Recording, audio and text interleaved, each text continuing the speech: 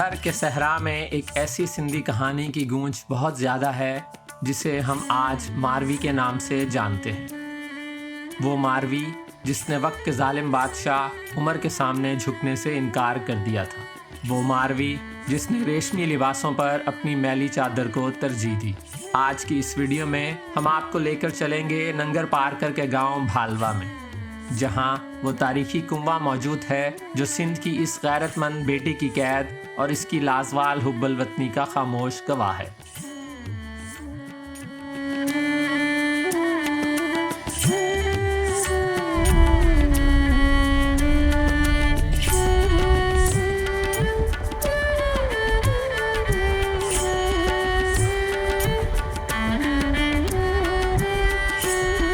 راستے میں ہی یہ جگہ آتی ہے نگر پارکر سے تھوڑا سا آگے جا کے، رن آف کچھ، جہاں پہ ٹینکوں کی بہت بڑی جنگ ہوئی تھی پاکستان اور انڈیا کی۔ شام ڈھلے ہم یہاں پر پہنچے۔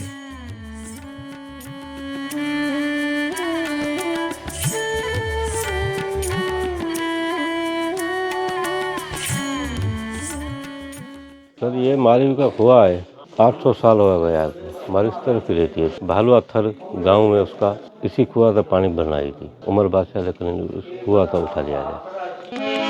او لال میری پتے رکھیو بھلا جھول لالن سدھڑی دا سیوڑ دا شکی شہباز کلندر دمادم مست کلندر علی دم دم دے اندر علی دا پہلا نم او جھنن جھنن تیری ہی نوبت باجے،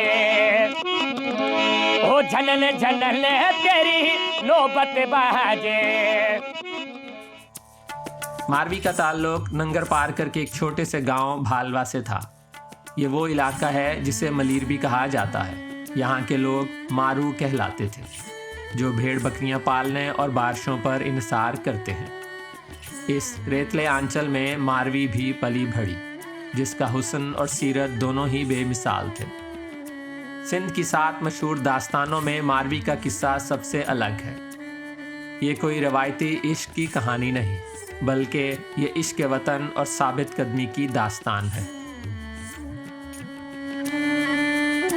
تاریخی روایات کے مطابق 14ویں صدی عیسوی میں جب سندھ پر سومرو خاندان کی حکومت تھی تو عمر کوٹ کا حکمران عمر سومرو تھا۔ جب ماروی کنویں سے پانی بھرنے آئی تو عمر سومرو نے اسے وہاں دیکھا اور پھر وہ اسے اغوا کر کے اپنے دارالحکومت عمر کوٹ لے گیا۔ وہاں اس نے ماروی کو شادی کی پیشکش کی اور اسے ملکہ بنانے کا وعدہ کیا۔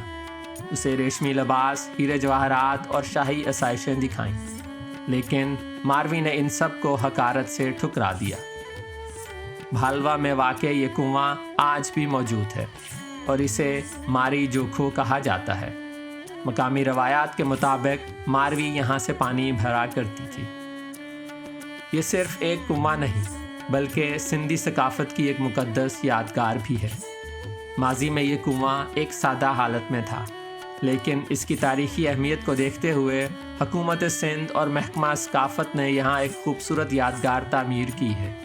کنویں کے گرد پختہ 4 دیواری بنائی گئی ہے اور وہاں ایک ثقافتی مرکز بھی قائم کیا گیا ہے۔ ہر سال ہزاروں سیاح ننگر پارکر جاتے ہوئے اس کنویں پر رکتے ہیں۔ یہاں ماروی کے مجسمے اور تھر کی دستکاری کے نمونے بھی رکھے گئے ہیں، جو آپ کو سندھ کے قدیم دور کی یاد دلاتے ہیں۔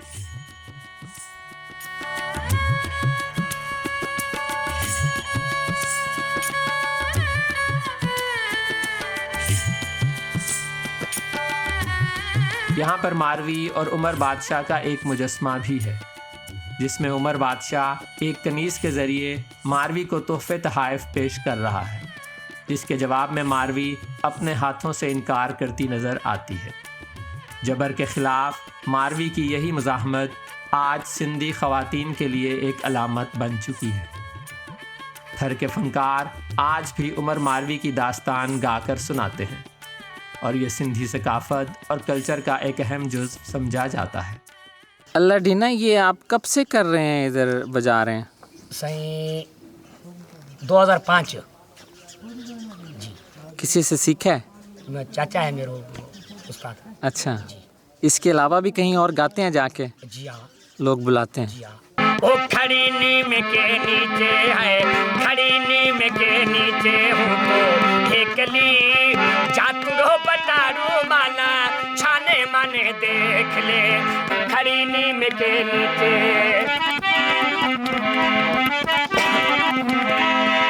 اونچی ہی میری اونچڑی نہ مائی لباڑی کھاٹ دھر لے ڈھولو پوٹیا مارے سکن سیاڑی رات ہوں تھا نہ پوچھا چیل بمریا ہوں تھا نہ پوچھا چیل بمریا ایکلی جاتڑو پٹارو مالا چھانے مانے دیکھ لے کھڑی نیم کے نیچے ہے کھڑی نیم کے نیچے. شکریہ سائیں، شکریہ، مہربانی مہربانی مہربانی.